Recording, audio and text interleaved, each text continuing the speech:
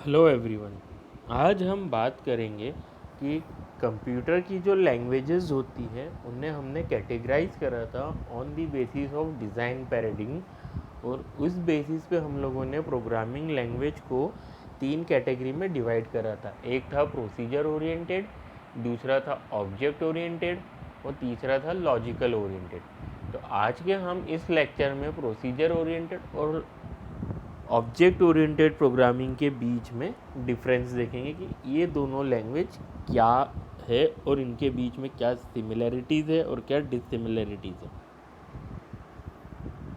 सबसे पहले बात करते हैं हम लोग प्रोसीजर ओरिएंटेड प्रोग्रामिंग लैंग्वेज की। ये जो प्रोसीजर ओरिएंटेड प्रोग्रामिंग लैंग्वेज होती है, इन लैंग्वेजेस में हम लोग जो भी कमांड लिखते हैं वो command as an instruction work करती है हमारे कंप्यूटर में। और प्रोसीजर ओरिएंटेड प्रोग्रामिंग में होता ये है कि जब भी हम कंप्यूटर के को इंस्ट्रक्शन देते हैं with the help of program, तो वो उस लाइन ऑफ कोड को जिसे इंस्ट्रक्शन बोलते हैं, उस इंस्ट्रक्शन को एक ग्रुप के फॉर्म में अरेंज करता है। That group is called as function. उस फंक्शन के फॉर्म में उस चीज़ को यूज़ किया जाता है। ये होती है procedure oriented programming. Procedure oriented programming language में हम लोग प्रोसीजर पे ज़्यादा ध्यान देते हैं, ना कि डेटा पे। प्रोसीजर पे ज़्यादा ध्यान देते हैं, इसका मतलब होता है कि हम लोग ज़्यादा ध्यान देते हैं हमारे फंक्शंस पे। प्रोसीजर ओरिएंटेड प्रोग्रामिंग में हम लोग पूरे प्रोग्राम को, जो भी टास्क हमें करना है, उन्हें डिफरेंट प्रोसीजर्स में डिवाइड कर लेते हैं। और डिवाइड करने के बाद हम लोग उन प्रोसीजर्स को रन करना चालू करते हैं। सपोज़ कीजिए हमारे पास कोई एक मेन प्रोग्राम है। उस मेन प्रोग्राम को हम लोगों ने तीन प्रोसीजर्स में डिवाइड करा, प्रोसीजर ए, प्रोसीजर बी और प्रोसीजर सी। अब बाद में हमें पता चला कि जो प्रोसीजर बी है ये बहुत लंबा टास्क हो जा रहा है, तो अगेन हम लोग इस प्रोसीजर बी को डिवाइड कर सकते हैं दूसरी प्रोसीजर्स में। हम लोगों ने डिवाइड करा दूसरी प्रोसीजर में, जो कि है प्रोसीजर एक्स और प्रोसीजर वाई। ये डिवाइड करने पर आई प्रोसीजर बी को जब हमने डिवाइड करा जब। अब ये प्रोसीजर्स आपस में इंडिविजुअली बनाई जाएगी, रन की जाएगी, और आखिरी में इसे ऐड करके मेन प्रोग्राम के थ्रू हम लोग इम्प्लीमेंट करवाएंगे। तो ये होता है procedure oriented programming. Procedure oriented programming की कुछ कैरेक्टरिस्टिक्स भी होती है कि it emphasis on doing things, मतलब ये उस पर ध्यान देती है जो काम उसे करवाना है। जैसा कि हमने बोला, ये डेटा पे ना ध्यान देते हुए प्रोसीजर पे ध्यान देती है। प्रोसीजर पे ध्यान देती है मतलब फंक्शंस पे ध्यान देती है। और जैसा कि हमें बताया कि जो प्रोसीजर ओरिएंटेड प्रोग्रामिंग होती है, डिफरेंट प्रोसीजर्स में पूरे टास्क को ब्रेक कर लेती है। इसके अंदर होता यही है कि अगर हम लोग प्रोग्राम्स की बात करें तो लार्ज प्रोग्राम्स को स्मॉलर प्रोग्राम्स में डिवाइड कर दिया जाता है, जिसे हम लोग बोलते हैं फंक्शंस। और ये जो फंक्शंस होते हैं ये ग्लोबली डेटा को शेयर करते हैं। कुछ फंक्शंस प्राइवेट फंक्शंस होते हैं, कुछ ग्लोबल डेटा शेयर करते हैं। तो ये जो प्रोसीजर ओरिएंटेड में हम लोग मेन टास्क को डिफरेंट फंक्शंस में डिवाइड करते हैं, तो ये ग्लोबली डेटा को शेयर करते हैं। और ग्लोबली डेटा को शेयर करते हैं, इससे एक कैरेक्टरिस्टिक हमारे प्रोसीजर ओरिएंटेड प्रोग्रामिंग की वापस से आई कि हमारे सिस्टम के अंदर जो डेटा रहता है वो ईजिली मूव हो सकता है from function to function. Functions transforms भी हम लोग मतलब फंक्शंस के अंदर डेटा मूव हो सकता है ईजिली तरीके से। और ये जो प्रोसीजर ओरिएंटेड प्रोग्रामिंग है ये टॉप डाउन अप्रोच पे काम करती है। इस प्रोसीजर ओरिएंटेड प्रोग्रामिंग के कुछ एडवांटेजेस भी है। वो एडवांटेजेस जैसे है easy to use and understand, easy to learn, simple, error can be easily removed. ये है हमारे कुछ एडवांटेजेस प्रोसीजर ओरिएंटेड के, जिसमें easy to use and understand में मीन्स ये है कि ये जो प्रोसीजर ओरिएंटेड प्रोग्रामिंग लैंग्वेज होती है ये बहुत ही इजी तरीके से समझी जा सकती है।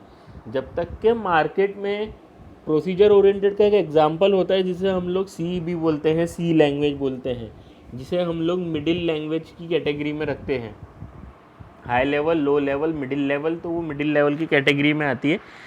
जब तक के मार्केट में ऑब्जेक्ट ओरिएंटेड प्रोग्रामिंग नहीं आई थी, उसके पहले तक प्रोग्रामर्स की सबसे फेवरेट लैंग्वेज होती थी सी, जो कि है procedure oriented programming.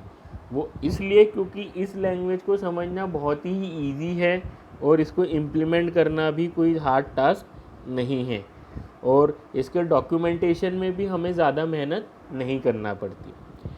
Easy to learn भी है कि अगर हमें इसे सीखना चाहते हैं तो हम लोग इसे ईजी तरीके से सीख भी सकते हैं। समझना और सीखना दोनों अलग अलग चीज़ है।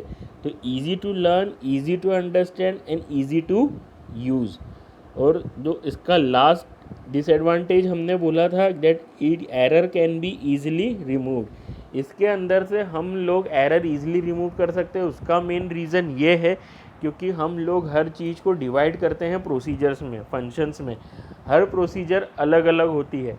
अगर कोई एरर किसी प्रोसीजर में आया है तो हम लोग पूरे प्रोग्राम को चेंज ना करते हुए सिर्फ उस फंक्शन के अंदर एरर को चेक करेंगे और उसे रिमूव करेंगे।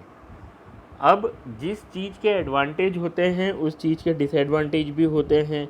तो प्रोसीजर ओरिएंटेड के भी कुछ डिसएडवांटेज हैं, जैसे कि time consuming, no security for data, no structure, slow performance, difficult to maintenance and exception handling. तो ये वो चीज़ें हैं जो कि हमारे प्रोसीजर ओरिएंटेड के लिए डिसएडवांटेजेस है। इसमें डेटा हमारा सिक्योर नहीं रहता। इसके अंदर हम लोग कोड रीयूजेबिलिटी कर तो सकते हैं, बट वो टेस्टिंग के टाइम पे और उसकी जो लेंथ रहती है वो बहुत ज़्यादा इंक्रीज़ हो जाती है, जिस वजह से हमें प्रॉब्लम जाती है। इसका जो परफॉर्मेंस है वो स्लो है as compare to other programming language. ये टाइम भी ज़्यादा लेती है क्योंकि इसके अंदर बहुत सारे फंक्शंस होते हैं, उन फंक्शंस के डेटा टाइप होंगे, उसमें उनके करस्पॉन्डिंग कुछ उनमें चेंजेस होंगे। तो इन सब चीज़ों की वजह से ये जो प्रोसीजर ओरिएंटेड प्रोग्रामिंग होती है ये टाइम कंज्यूमिंग कहलाती है। अब हम लोग बात करते हैं ऑब्जेक्ट ओरिएंटेड प्रोग्रामिंग की।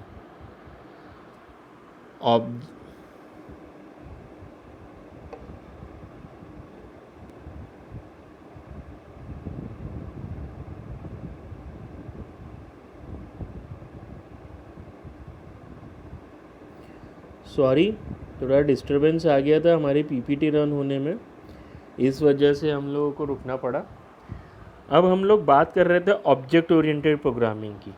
ऑब्जेक्ट ओरिएंटेड प्रोग्रामिंग जो है वो एडवांस्ड वर्जन है हमारे प्रोसीजर ओरिएंटेड प्रोग्रामिंग का। जिस तरीके से हमने प्रोसीजर ओरिएंटेड प्रोग्रामिंग के अंदर सारे प्रोग्राम्स को, इंस्ट्रक्शंस को प्रोसीजर के फॉर्म में ब्रेक करा था, वैसे ही हम लोग ऑब्जेक्ट ओरिएंटेड प्रोग्रामिंग में पूरे प्रोग्राम को ऑब्जेक्ट और क्लासेस के फॉर्म में ब्रेक कर देते हैं।